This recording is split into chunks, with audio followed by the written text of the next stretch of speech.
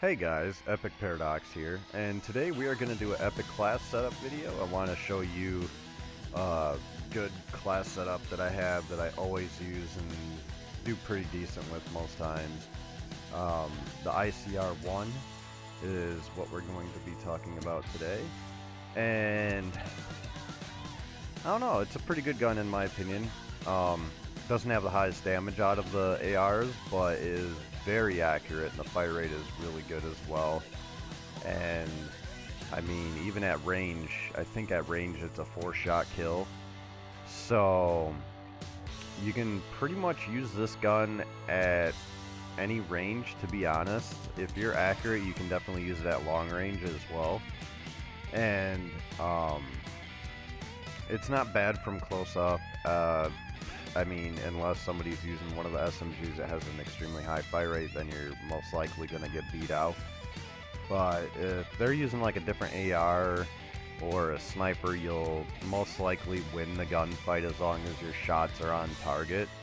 So it's a really good gun, and I really like using it. It's one of my favorites. Another one of my favorites is the XR2, which I will make another video for an epic class setup for that as well. Obviously not today, but at a later time. But let's get into it. So what I have on it is grip, high caliber, and extended mag. And I don't use any optics because I feel that, well, for a while I did use red dot sight or elo sight on it, but then on my on this Prestige, I actually decided to give it a go without any, any of the optics, and iron sights actually are pretty good. They're, excuse me, I'm still getting over this illness that I have. But the iron sights are really good on it. They're really straightforward, they're nice and open, so there's not really, you know, a lot blocking it. They're not really crowded, so no optics. But yeah, grip, high caliber, and extended mags, that's what my normal setup would be on it. And then sometimes I'll also use long barrel just to give me that added damage down range, which I guess it really does need. If you're going for the longer shot kills, long barrel would be good for that, because then it increases your damage at those long ranges, so it's also really good with that. Silencer, I guess, is preference, but I suggest if you do use suppressor, also use the long barrel. That way it equals out your range. It actually won't be negatively impacted at all if you add the long barrel on with the suppressor. So that's what I suggest. Then your base damage at range will be the same as the standard. And if I do sound kind of messed up, like my voice is a little messed up today, guys, that's because I still have a respiratory infection and I'm still trying to get over it. But my secondary is the black cell, and this is one of the most amazing secondaries in the game, in my opinion. If the enemies are throwing out a bunch of UAVs, or really any streaks, actually, you can take them out pretty easily. With this, you get 4 rockets, and also if you have scavenger on, you can replenish the rockets in here. It's not like past Call of Duty games where you have scavenger and it just replenishes your gun ammo. Well, in this game, it actually replenishes your rocket ammo too. I just don't worry about it. But yeah, the black cell is really good. I highly suggest that if you guys want to get those extra score points towards your score streaks, along with obviously getting gun kills and stuff too, definitely throw on the black cell. It's worth it, and you can take out a mothership, you can take out a RAPS deployment ship, pretty much anything fairly easily. It even locks on to sentry guns and guardians, the Cerberus, pretty much anything this thing locks on to. So it's really good to have, and who doesn't want extra score, right? Get those streaks quicker. And then on the perks, we have for perk 1, Sixth Sense, perk 2, nothing. I guess I could be running Scavenger when I get it, or Anti-Up is alright as well. But normally, on this class, at least, I don't normally really run a second perk, because I like attachments more. And so 6 cents, nothing for perk 2, and then we have Tac Mask and Engineer. The only reason I have Engineer on is obviously so I can see enemy equipment and score streaks easier, and also because it allows me to re-roll and booby trap care packages. So that's also nice. It's, you know, I love using the care package. It's always been one of my favorite streaks because, I don't know, I just like the odds of, you know, being able to get anything out of it, whether it be bad or good kill streaks. And in this game, I don't really think any of them are bad. They're all really useful in their own way. The only thing I can say that I wish was a little bit more powerful is the Mothership, because it is the highest streak in the game, but the only thing that really seems to be effective when using it is the rockets, which is a little bit of a downer, so they really need to buff the minigun turret on the Mothership and maybe reduce the recoil on it too, because I noticed the cannons for the miniguns are they're pretty jumpy. And then also for Wildcards, of course, we have on Primary Gunfighter 1 and Perk 3 Greed. So it's really nice to have, and I mean, you can always switch up, like sometimes I'll switch up, take off Engineer, and then I'll keep on 6 cents, but I'll put on Overclock as well, because I like to get my abilities or guns faster.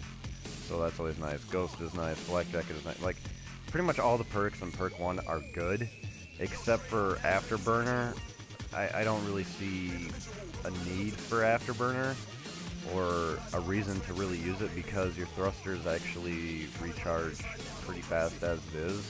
So you don't really need that, but any of the other 5 perks for Perk 1 are really good. They're all really good. Blind Eye is nice, Black Jacket is really good. Overclock is nice to get your abilities and guns faster. 6 cents is really helpful to be able to see the direction where the enemy is, so you can pop around a corner if they're there and get them.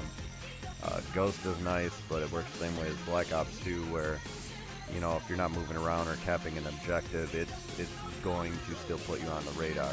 So you have to be constantly moving or capping something or using a score streak. So that's it for that. And then I guess I'll show you my score streaks I've been using. I've been switching between the Cerberus and the care package. I really like both of those. Either one is, or UAV as well. Either of those 3 are really good to lead up to your higher streaks. So you can swap out, you know, if you do end up using this class setup, you can always swap out the Cerberus for pretty much whatever else that you want. But the Talon, I actually realized today, is a great streak. Like, if you're using it properly, you can rack up a ton of kills. And I actually recommend, if you do use the Talon, make sure to control it yourself. You will get so many more kills.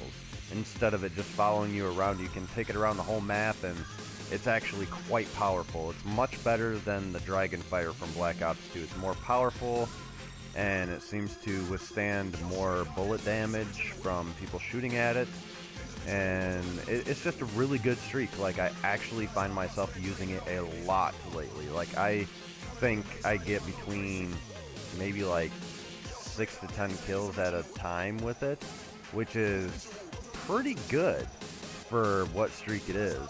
It gets a lot of kills, and I mean, sometimes there's even been, I get 12 to 15 kills with just the Talon alone. If they're clustered up and enemies are in a big group, you can easily take them out really quick with this. And then, of course, the Raps. Raps are always nice. They're just like the dogs from MW2, or excuse me, MW2, Black Ops 2 and Black Ops 1. And they're just a mechanized form of it. They're really nice to have. They actually buffed the Raps since the beta. It's really good to use now. They go after your enemies. They aren't as derpy as they used to be in the beta. I find myself, between the Talon and the Raps, I find myself racking up just a crap ton of kills with those 2 streaks alone, and then of course whatever gun kills I got as well. And then the Cerberus is really good too. if they don't take it out, that thing can get you a lot of kills too.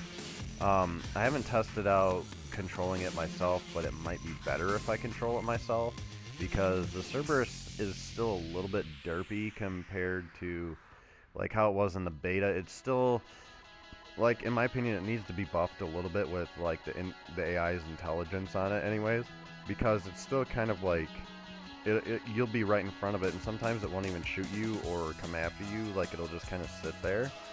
So I don't know what's wrong with that, but it's not the worst streak. I wouldn't say it's the worst one. If anything, I'd have to say I dislike the dart and the counter UAV the most, because the counter UAV gets taken out really easily. As soon as that goes up, it seems like everybody always takes it out. And then the dart, I just can't control very well. I'm just not good with it. I'm sure if I was good with it, it would probably, you know, I'd probably be more fond of it. And then for Specialist right now, who I found I actually really like, is Nomad. Not so much his reject. His reject ability is pretty much worthless now because you don't keep your streaks or anything. It's pretty much like just respawning. It's worthless. But his Hive is extremely good if you're playing objective modes. You can throw down your Hive clusters on or around the objectives, like kind of around, like, you know, on the very like far end portion of a corner, or like behind like a bush, or on the objective itself, or, you know, just anywhere around those kinds of areas. And I find myself getting a ton of kills with the Hive. So definitely give it a try, and, you know, if you use it properly and place it tactically, you should get quite a few kills. But there is a downside. If you die or they shoot it, obviously it'll be destroyed, so then you lose it. Otherwise, it's really good for tactical, objective-based gameplays. So that's going to be it for today, guys. I hope you enjoyed that. I know I kind of rambled on and on about some other stuff other than the class I'm actually using or that the video is about. But I figured, you know, why not add in a little information with it as well. But that's going to do it today for today's Epic class setup. I know I kind of said that twice, but anyways, yeah, that's going to do it for today's Epic class setup. Hope you guys really enjoyed, and I hope if you guys try out this class that it will help you out and that you'll like it. So, this is Epic Paradox. I'm signing out. Peace. Go on with your candy.